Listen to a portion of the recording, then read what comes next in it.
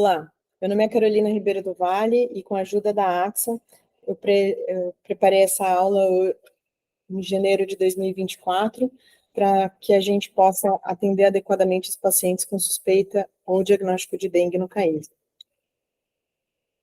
Então, aqui no nosso contexto epidemiológico atual, né, um momento de aumento de casos sem precedentes, já dava para saber isso no ano passado, quando na semana 43, 44 do ano passado, então em novembro do ano passado, ou até antes, em outubro, já tinha um aumento do número de casos comparado aos anos anteriores. Isso já mostra que as coisas vão ser muitíssimo piores esse ano. A nossa área da América, né, é praticamente inteira, quase na sua totalidade endêmica para dengue, principalmente nessa época do ano, que tem chuvas, o fenômeno El Niño mudou isso, adiantou um pouco a sazonalidade da dengue nesse ano. Então, é um vírus, RNA afta simples, do gênero flavivírus, como hepatite C, por exemplo, e que pode dar reação cruzada também na sorologia, e são 4 sorotipos. A imunidade a um sorotipo não confere imunidade cruzada, só que para piorar aumenta o risco de infecção grave.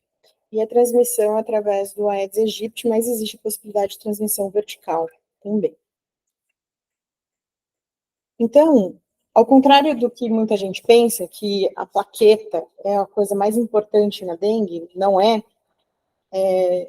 Durante a fase febril, não necessariamente haverá alterações nos resultados dos exames, mas o maior problema da doença é na fase pós-febril, né, depois da defervescência da febre, em que tem os sintomas críticos, né. E nesse momento, o que vai acontecer é uma queda da plaqueta também, mas o que mais importa é que vai ter um aumento do hematócrito, que mostra o extravasamento de plasma. Então, a doença breve, de incubação breve, 5 a 7 dias, podendo variar até de 3 a 10, trifásica, a fase febril, crítica e da convalescência. Então, a fase febril é uma febre de 2 a 7 dias, que pode ser bifásica, e que está acompanhada de cefaleia, dor retroorbitária, mialgia, artralgia, dor óssea, exantema maculopapular ou macular, manifestações hemorrágicas, e que pode ter enantema de orofaringe e eritema facial no comecinho da doença. Na fase crítica, os sinais de alarme de progressão vão acontecer perto do momento da defervescência da febre, né? E é por isso que a gente acompanha pacientes com maior risco até 48 horas após a cessação da febre, e que tem como sinais críticos a dor abdominal, dispneia, tudo isso por causa de extravasamento de plasma, que leva a concentração, que leva a hipotensão postural, pode ter a letargia, agitação, hepatomegalia, sangramento, etc., mas também pode evoluir com choque. E o choque quase sempre leva à morte. Existem também alterações laboratoriais, além das alterações hematimétricas, né, da concentração do hematócrito, vai ter a elevação de transaminases, pode ocorrer hiponatremia, e alterações, né, da série branca com leucopenia, linfopenia e trombocitopenia. Na convalescência, o paciente que estava se sentindo super doente começa a se sentir bem melhor e começa a ter a resolução do extravasamento plasmático. O que acontece é que volta o líquido para o intravascular, e aí são resolvidas as alterações hemodinâmicas, alterações do hematócrito, e aí também aumenta a diurese, aumenta o volume, etc., e o paciente começa a ficar bem melhor. Então, os fatores de risco para gravidade são o dengue tipo 2, os genótipos asiáticos, isso eu estou falando do vírus, né, infecção prévia pelo vírus, e alguns sinais de menor gravidade são adulto, desnutrição e afrodescendência. Evidentemente que pacientes em extremos de idade, imunossuprimidos, gestantes, puérperas, neonatos, todos eles, e pacientes em quimioterapia, etc., vão ter um curso mais grave da doença. Então, a anamnese é fundamental, ouvir o que o paciente tem para te dizer. A data do início dos sintomas é fundamental, porque você consegue prever a doença, né, muito bem. A cronologia do aparecimento dos sinais e sintomas vai ajudar também nessa previsão e em que momento da doença ele está para poder ajudar a tratar.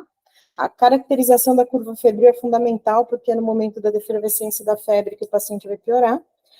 A pesquisa de sangramentos é fundamental para ver se está acontecendo hemorragia visível, né, que também pode ser ter alguma hemorragia não visível.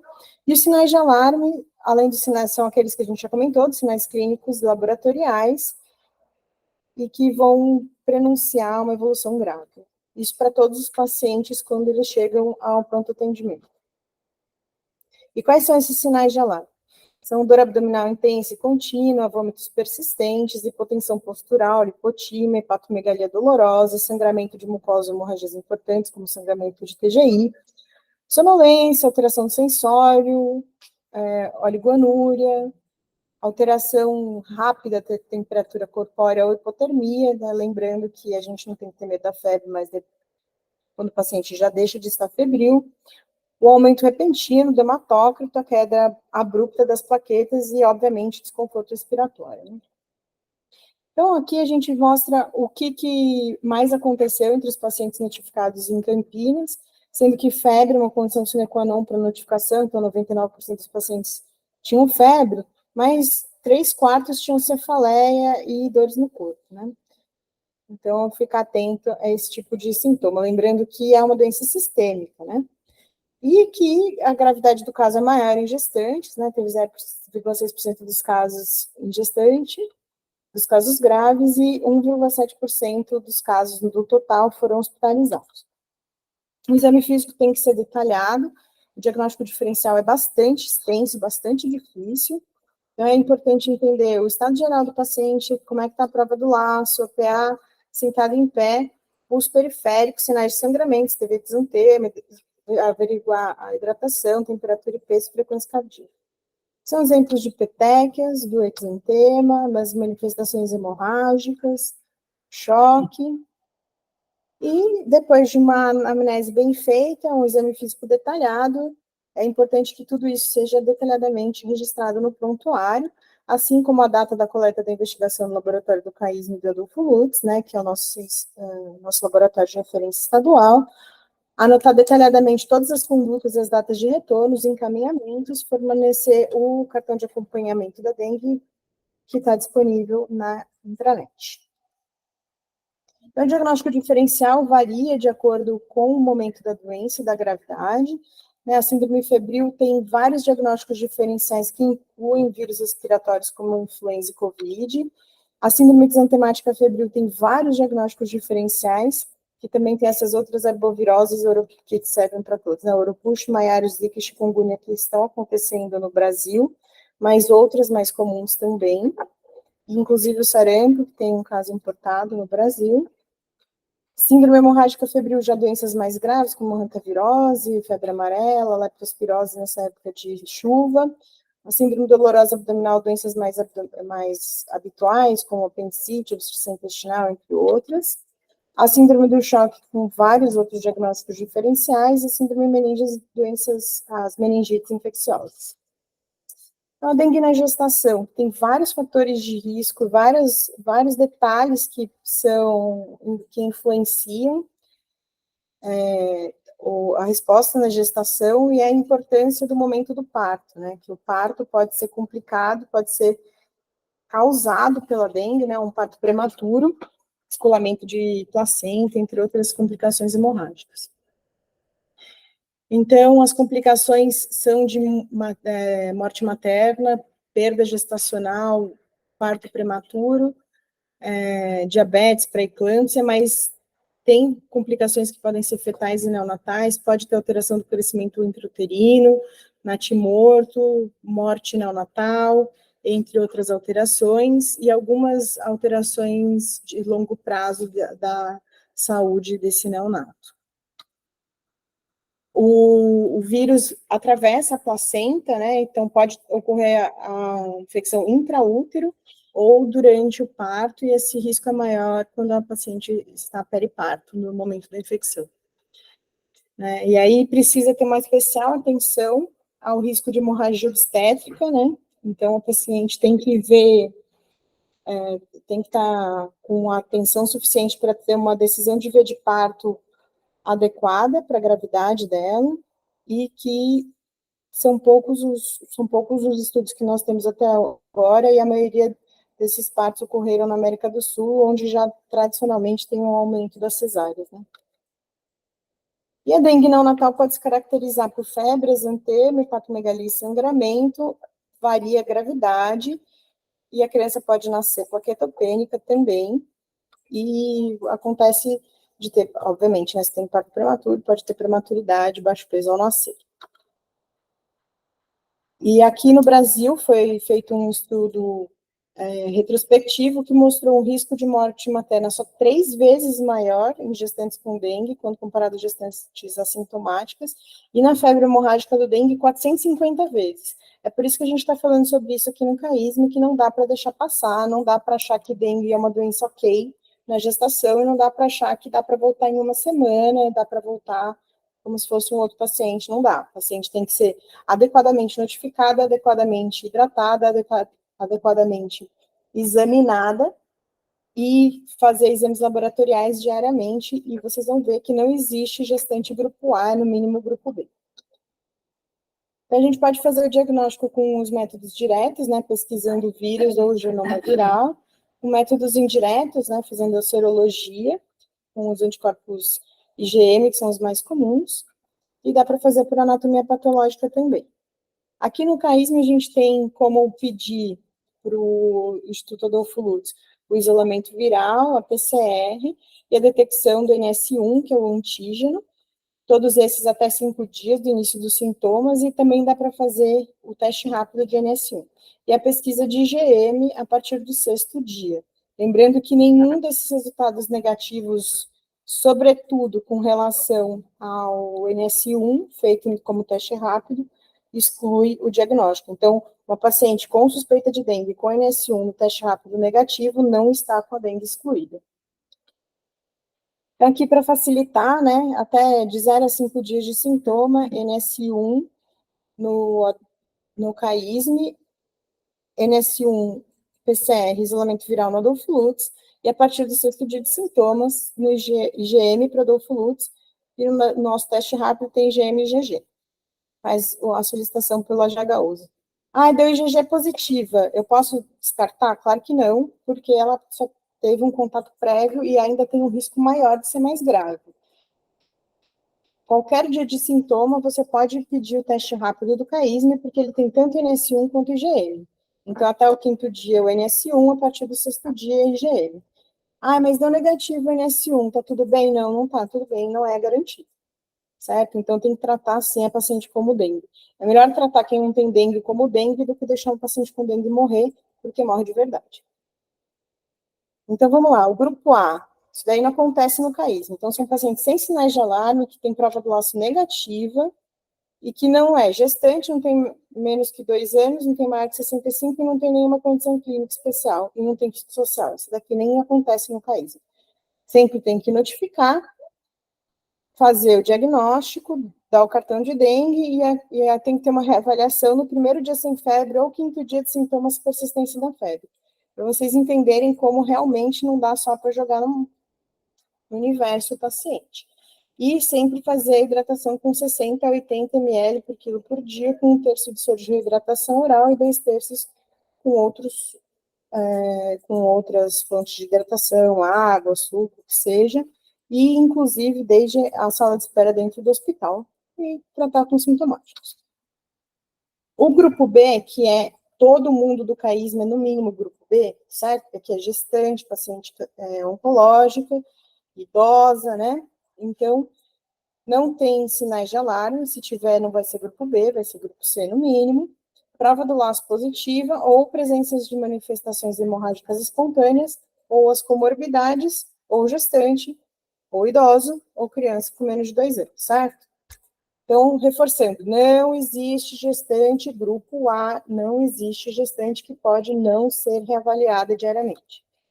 Então, no grupo B, a gente começa os exames e a hidratação como no grupo A, vê o resultado das contagens globais. Se o hematócrito tiver maior que 10% do basal, ou em mulheres maior que 44%, faz a hidratação endovenosa, com soro fisiológico a 40 ml por quilo em 4 horas. Estando o hematócrito ainda aumentado, reclassifica e vai para o grupo C. O hematócrito normal, a priori, o hematócrito normal, após a reposição volêmica, notifica, fornece cartão de acompanhamento da dengue, hidratação oral, sintomáticos como o grupo A, orientar sinais de alerta e reavaliação diária, quer dizer, todos os dias, até 48 horas após a remissão da febre. Isso quer dizer que é todos os dias, até 2 dias depois que a febre passar, certo? É uma vez depois de 48 horas? Não. É todo dia, até 2 dias depois que passar a febre. E aí, o grupo C é quando tem qualquer sinal de alarme, se tem manifestações hemorrágicas, não faz diferença. Se tem sinal de choque, não pode ter sinal de choque, senão é grupo D. E aí tem que coletar alguns exames, além do diagnóstico específico, avaliar a gravidade. Então, vai fazer a contagem global, a albumina, a ast-alt, vai fazer o coagulograma, ureia e creatinina para ver se já tem alteração da função renal, a gasometria completa com lactato e a glicemia. Aqui no CAISM vai colher o C-dengue-TR, além dos exames para o Adolfo Lutz, até o 5º dia de doença. E, assim, então, do Adolfo Lutz vai ser o NS1 e a RT-PCR, o isolamento viral. E a partir do 6º dia vai ser a sorologia.